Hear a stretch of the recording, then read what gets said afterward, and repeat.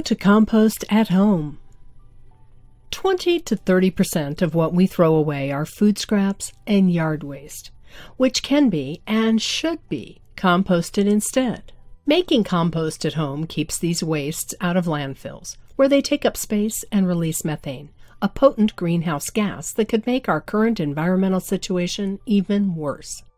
The key to successful composting is the balance of browns, greens, water, and oxygen. Browns refers to carbon-rich matter that includes dead leaves, branches, twigs, hay, and even newspapers. Greens are nitrogen-rich matter that includes vegetable wastes, fruit scraps, grass clippings, coffee grounds, and the old standby farm animal manure from herbivores. To harvest black gold from these wastes, you need to nurture them with water and air. Compost microbes need the right amount of water in order to thrive. Too much water reduces airflow, prevents heating, and makes the pile smell. Too little water slows down decomposition and the heating of waste materials. Airflow is important because the bacteria that decompose organic matter, as well as other microorganisms that make up the compost ecosystem, need to breathe.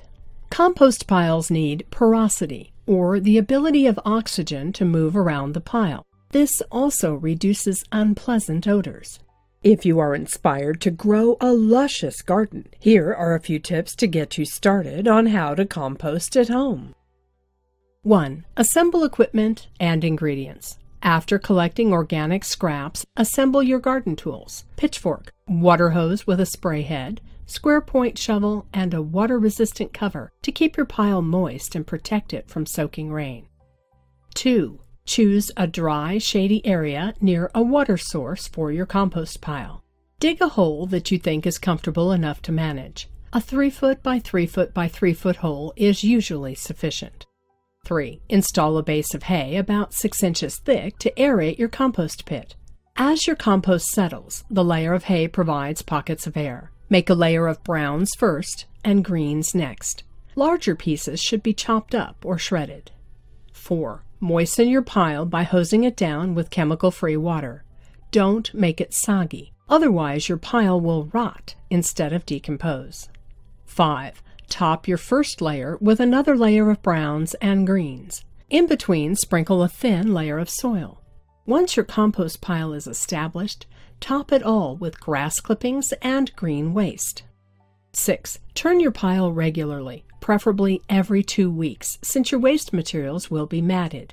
This will encourage airflow into your mixture and speed up the decay process. 7. Cover your compost with a tarp to keep it moist. When the material at the bottom of your compost pile is rich, dark, crumbly, and gives off a sweet, earthy smell, it is ready to use. Depending on your local conditions, this can take anywhere from 2 months to 12. If you don't have enough space for backyard composting, you can compost organic materials indoors using a special type of bin that you can buy at a local hardware store or garden supply shop. Or you can make the bin yourself. Remember to always include the browns and greens in a 3-to-1 ratio. 3 parts browns to 1 part greens, plus provisions for water and air. Turn and mix your pile to create proper airflow and prevent it from matting. After tending your pile, secure the lid properly. Also, watch what you throw in.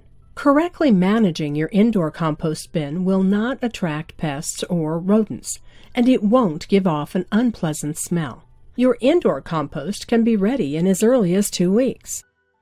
As you can see, learning how to compost at home can be relatively painless and even productive, especially if you are planning to grow your favorite vegetables free from chemicals. If you have no space for backyard edible landscape, consider vertical gardening.